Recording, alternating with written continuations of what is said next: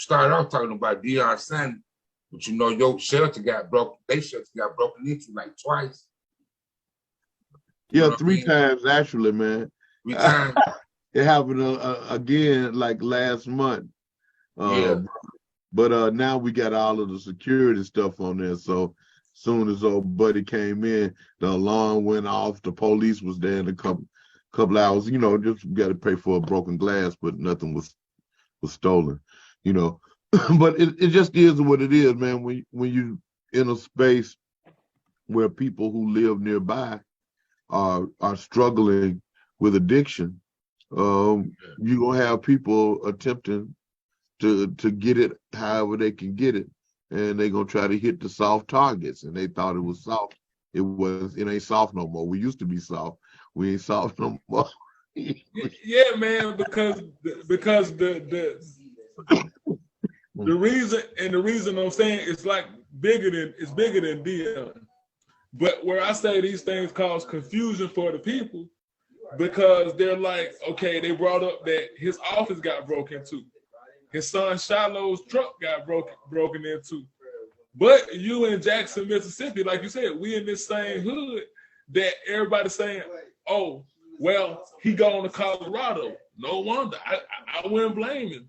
And like I said, that's saying confusion to the people, because it make us look at like running to the enemy or running to the same ones that enslaved us as a safety stat or a safety symbol. And it's like we have to be clear. So it's like white people gonna rob you too, but they're gonna rob you in a whole different way. So that's giving the impression to the people that once you get up here, you safe. And like I said, we see what they did to Mark Curry. He in the lobby chilling, and they're racially profiling him, but he's around white folks. So it's like to me, Dion used the hood as a stepping stone.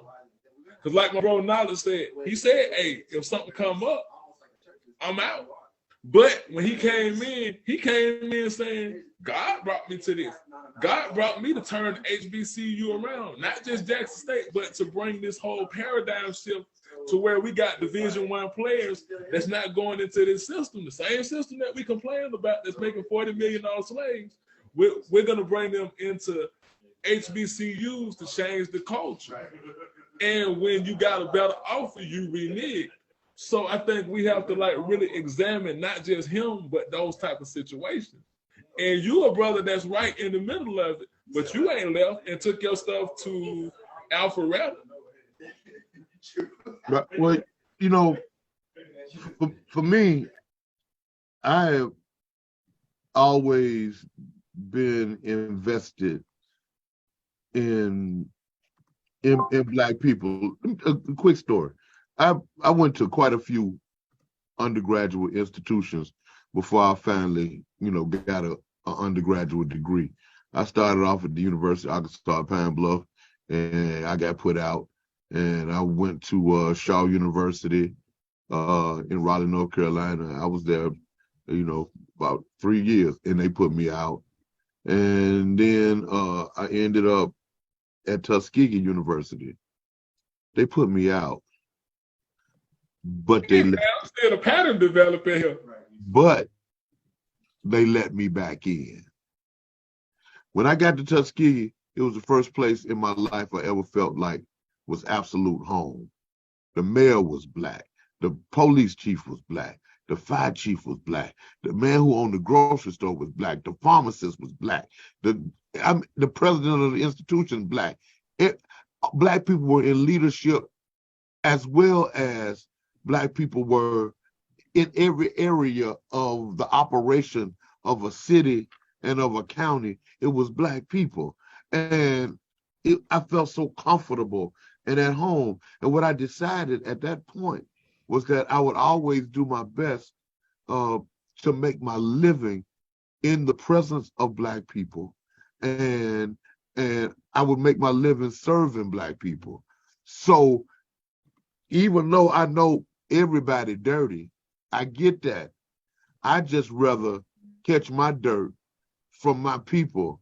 I have an easier time rebounding. I got a better chance of avoiding some of that stuff. And I raised my children. I never, I ain't got no bunch of money now because I spent all the money on my kids up front for private school, Black private school. So would never be no white teacher, no white man, no white woman telling my child what to do and having the ability to make an impression upon my child until they had the opportunity to grow and develop to the point where they understood what white supremacy is and how it operates. And so, I say that to say that I understand, I think, how it is that people feel compelled to move in spaces beyond what we call the hood. But hell, I moved to Atlanta because I saw it as one big giant hood. Southwest where I live and where I dwell is bro, I ain't gonna lie, I can go 3-4 days and don't see nobody white. And go everywhere I want to go and do everything I do and move about. So I can see how some people feel like, as they get resources and build and accumulate their resources, and they get to it, they have the opportunity to experience, luxuries and conveniences that might not be readily available in our neighborhood. But I'm gonna say, man, in a place like the A, you can experience some of the finest luxuries and live as lavishly as you want to and still be around Black people. And so I don't see it as being necessary. And there's a lot of affluent Black people in Atlanta who don't live outside the hood. Hell, like, what is it? Not too far from where I stay. It's a place Guilford Forest, packed full of affluent Black people. It's just like it's a luxury hood. You know what I'm saying? So if there's a way in which we, people who want to be around each other will be around each other. And those who don't want to be around us, good, they need to go. And then they also need to get whatever you get when you go to dwell among your enemies. Yeah. And you kind of said it. So do you think that, and I think I know the answer to this question, but like you said, okay, you sent your children to all Black schools because you wanted them to understand that. Do you think that person that comes into Black communities have to have that type of understanding and download like you for it to be successful and for them not to want to leave the community?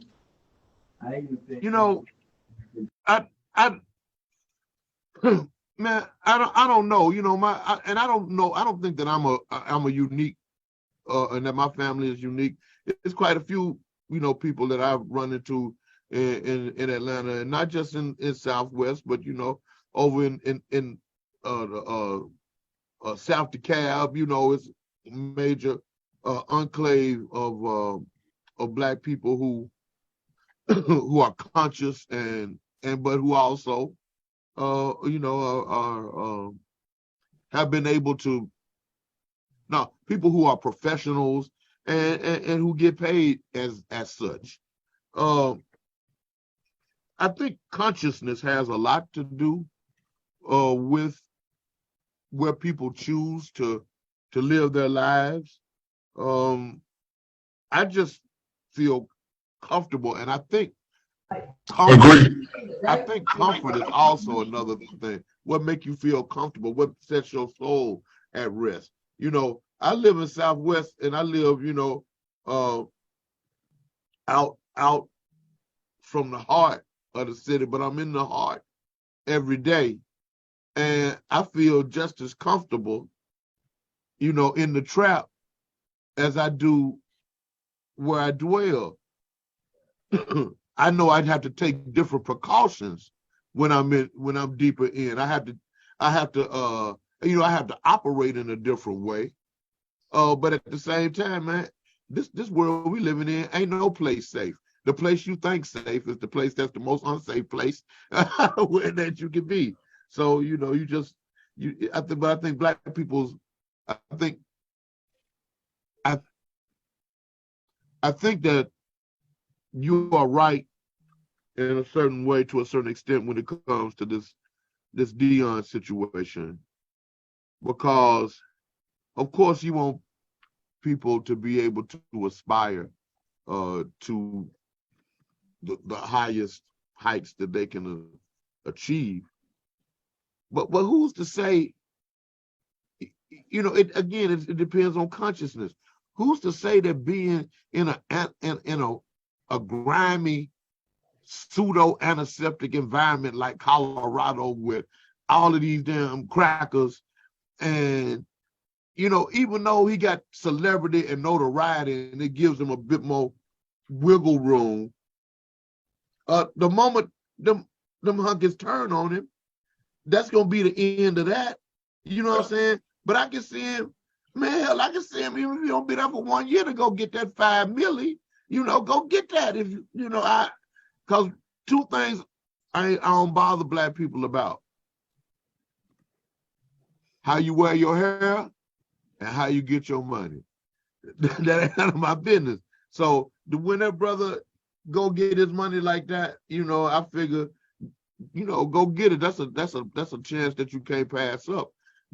And it also doesn't mean that he won't continue to be supportive of HBCUs and that he won't still be working behind the scenes to use the power, the authority of his platform to push forward, the historically black colleges and universities. But more, I'm gonna say this though, and I'm talking to myself as well. HBCUs belong to us. Now we ought to take care of our schools, but we ought to be getting the same commensurate amount of money that we put into taxes. It ought to come back in support of our schools. They use our money to support white schools. And then we be talking about how bad our schools are. Well, that's because they using our money. Right. They take our money and send it to Georgia so that the Georgia Bulldogs got all the accoutrements in the Georgia. They send our tax money to Georgia State. They don't give us the same. And that's what the issue is. That's why I had the position that I have as it relates to politics. Hell, we have to be involved because they're using our money. Using my money. So I got to have a voice. As long as you using my money to do what it is that you do, as long as you taking out of my family's mouth in order to feed somebody else, well then I at least got to have a say. So that's why, that's why I do the voting thing, even though, like I said this, I think I said this Sunday, man. It was Sunday, yeah. You said it Sunday. Ain't now politician. I don't give a damn who it is gonna do us right. Not now. Ain't now that exists. Because they got to participate and uphold a system that already exists. They are not going to undermine the system that paid them. Right. So we can forget about that. Whether Raphael Warnock or Herschel Walker, it don't matter. It don't even make no difference. One controlled by liberal white folks, the other controlled by conservative white folks. It don't make no difference, liberal or conservative. They still white, and they're gonna come down on the side of white folks, and they're going to push forward the agenda that's going to maintain the status quo and make sure that the equation of white over non-white is the only existence that we get a chance to experience. That's their goal. Right. Period. And ain't no way around it. You be wanting to think, it's different, and and it's America. And yeah, we are part. I'm coming to figure out, at least today, I'm like, damn. I guess I am a damn American. I don't like that shit. But the blood and my ancestors buried in the soil. You know what I'm saying? My people sacrificed to build it. I'm a part of it, whether I like it or not. And you're a man in America and not an American man. Yeah. What Malcolm X say? just because kittens are born in an oven. Yeah, they don't make them biscuits. So, yeah. But we also, our people have invested so much into the development and the building of this country that we ought to expect some return from the investment that we made, even if it was a forced investment. Right. Yeah. Right, exactly. And we ought to demand reparations every chance we get, and we ought to continue to push for equity in the division of the tax money that come out of our pockets and out of our coffers. I think. Hopefully that spoke to the question. I went round about it. Oh no, man, no, it definitely spoke right into the heart of the question, because that's all it is. And you know, like Malcolm X, he taught us a long time ago that celebrities can never lead us, but they darn sure can influence you.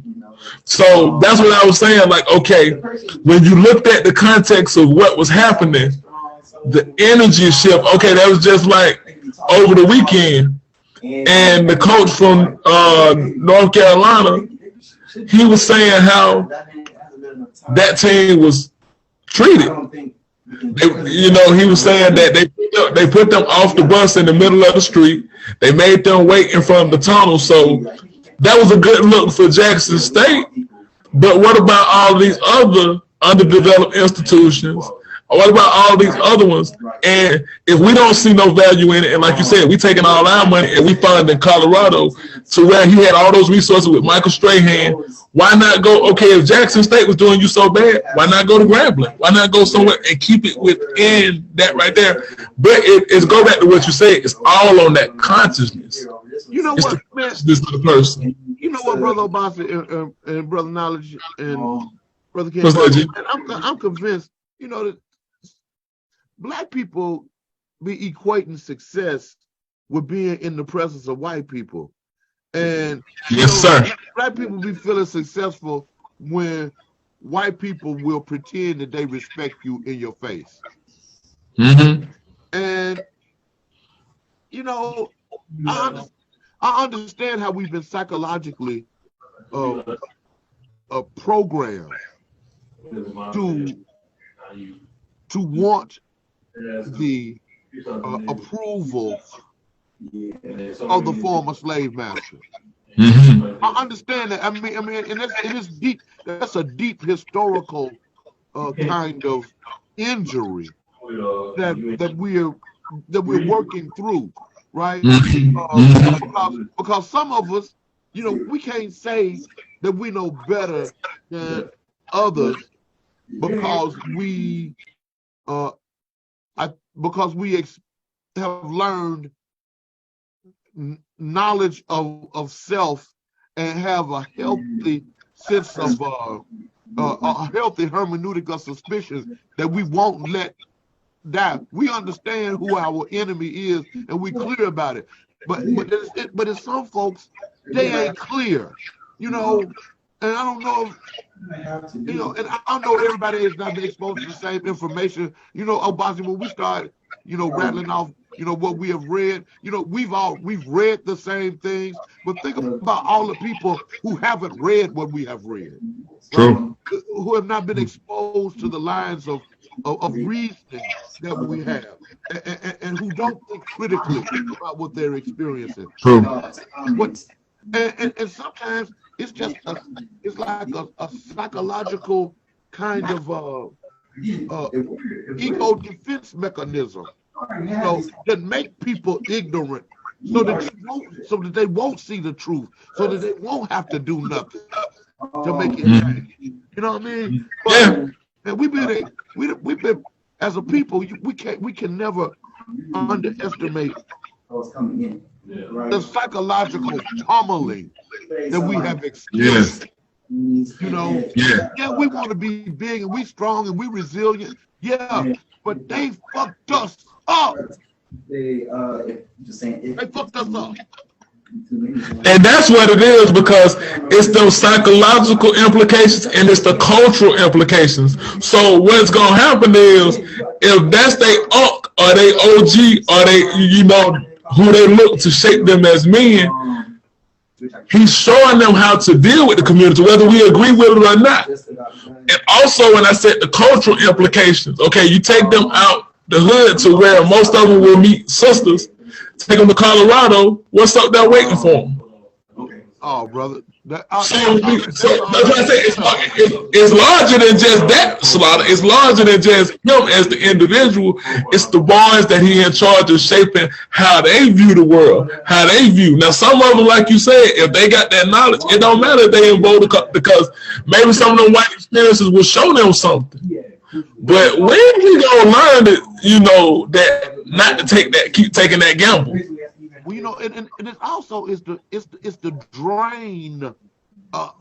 Sometimes we leave the community, but sometimes we get sucked down the drain out of the community in a way like, so think about it. So you're gonna take some of the best and the brightest black men, and we're gonna take them to Colorado, right? Out there where they murdered my dear young brother McLean, Robert McLean, the young autistic brother who the police choked to death and killed. I remember that. I ain't forgot about that. I remember that. If we talk about Colorado, let's talk Elijah McClain. That's what's his name. And he did nothing. He did nothing. And he was telling very soft-spoken. Very soft-spoken. Yeah, man. While the police was murdering, he was saying, "I'm really a nice guy." And the police two police was killing him while he was telling them, "I'm really a nice guy." So that's Colorado. But at any rate, I forgot what I was saying because I got mad. No, but what happens? Think about it. So you take our best and our brightest black men, put them in an atmosphere where the only presence of African Americans is on the football and the basketball team. Ain't no other students, black students there. So it's all white women. The white women, so they get the first bite of the apple, to take a bite out of the talent. Yeah. And let's just be honest, and the first opportunity to marry and intermarry. And then they produce these children, who like all of the black quarterbacks in the NFL who got white mamas. You know what I'm saying? Yes. And then a whole other race of humans who don't really love black people, but who got black blood in their body. Yes, sir. And before you know it, man, hell, I ain't no telling what the deal gonna be. Yeah. If the setup is ugly though, just looking at it. Yeah. And that's the only thing that we speak to. So it's important that they hear it from men and brothers like us, that clarity, because it wasn't even necessary. It was the bourgeoisie Negroes it was the Ricky Smileys. It was the bourgeoisie Negroes that was like, that's the first thing they do, go to attack the people. See, you can't do this for black folk, and we got to be careful of that energy. We got to be careful of that way of thinking. Middle class black people are black people's problem. Middle class black, look, Negroes, man, black people be hating black people, man. They do. Black people be hating black people, and black people like Ricky Smiley and Stephen A. Smith and. Oh, don't start on that one. Don't get me going on that one, Slaw. But let's be real. Let's be real. If you on commercial radio or television, you have to act like you white. You got to talk like you white. Yes. You got to act. You can't even act like you think black no more. They used to make space for people to, to kind of, What about Shannon Sharp? Hey, surely Shannon Sharp black, ain't it? What about him? We got him now. Okay, we got Shannon, but we ain't got him, Slaughter. That was a trick question. That was a good question. Cause we ain't got him, OG. They wild, man. And they love. He loved talking to Skip. Skip.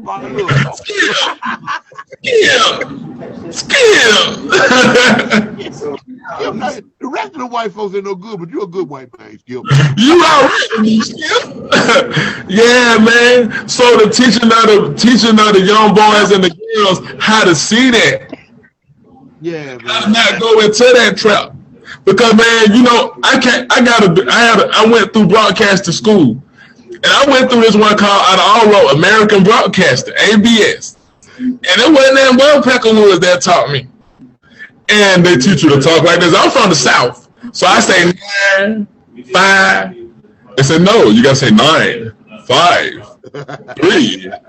They teach you to talk like them stick up the ass white boys that you can't even, like you said, you can't even have a sense of black consciousness, or they're gonna take you off. You're gonna be too radical. You gotta tone it down. You gotta dial back, and that's what we gotta start neutering, because they can be gladiators and on the football field. What you got there? Man, this was in my library. I picked it up the other day. You can't see, OG. There you go. The Sound of Soul. Okay. Sound of Soul. Look, this is what this sister say, man. She says, soul music, a vastly embracing but only vaguely defined phenomenon, has become a prime cultural force in both America and the world. She talked about the sales, the sales of it, but then she says, however, the deeper meanings of this music and its origins are too often overlooked, and has commonly been the case with Black music once it becomes popular and lucrative. Since those other than its originators like it, sing it, play it, and make money from it, sufficient credit seldom is given to those who created it. It should always be remembered that soul music in all its forms is the aesthetic property of a race of people who were brought to this country against their will and were forced to make drastic social adjustments in order to survive in a hostile environment. This Black experience provided the foundation for the popular art of today.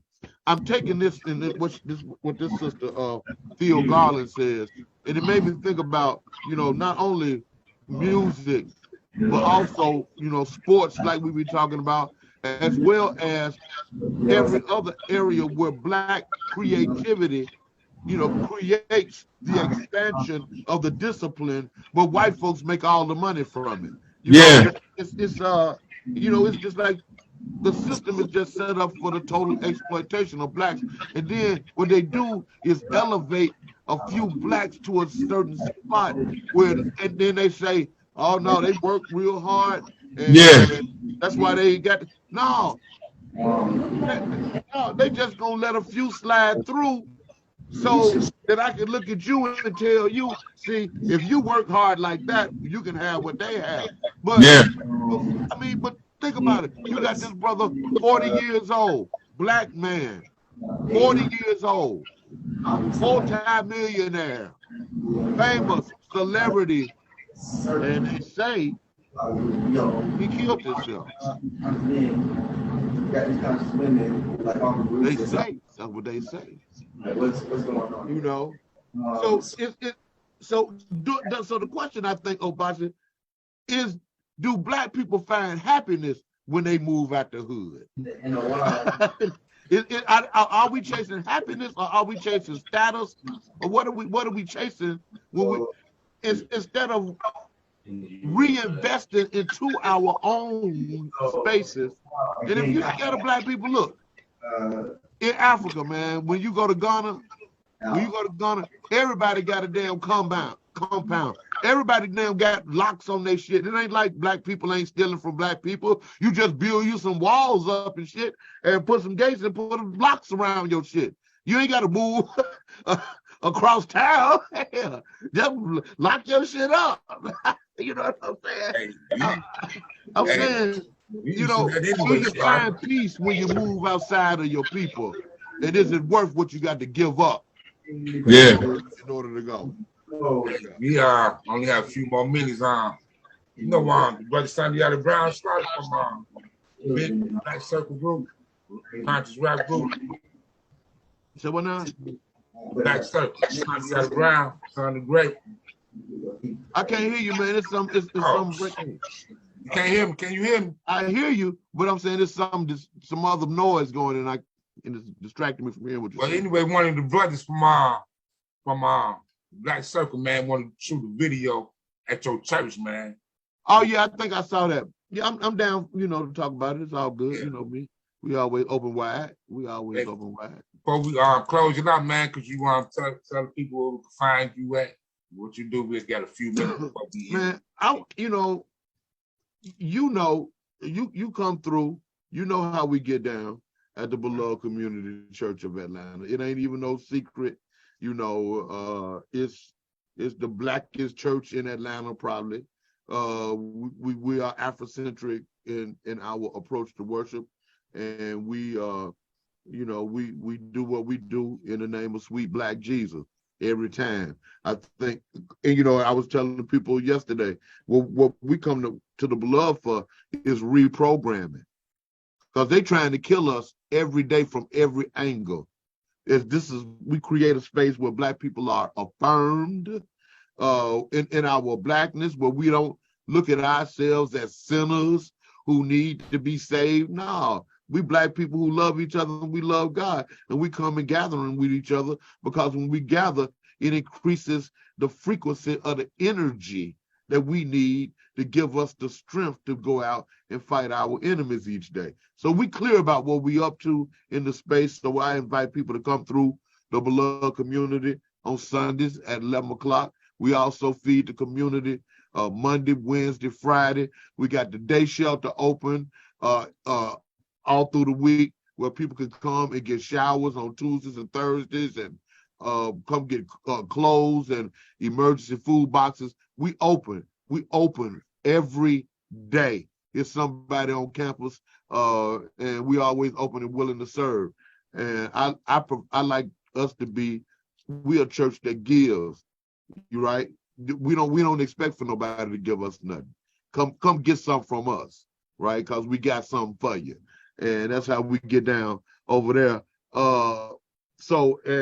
And we got on Friday night, man, at 5:30, we got the NA meetings and the AA meeting. No, for the brothers, we call it the paycheck meeting. 5:30 on Friday evening, to help a brother make it home with his check. You know what I'm saying? So we had the Narcotics Anonymous and the Alcoholics Anonymous meetings on Fridays. Man, on Thursday evening at 7, Bible study. You think we be chopping it up here, man? Wait till we get to chopping up that scripture, man. And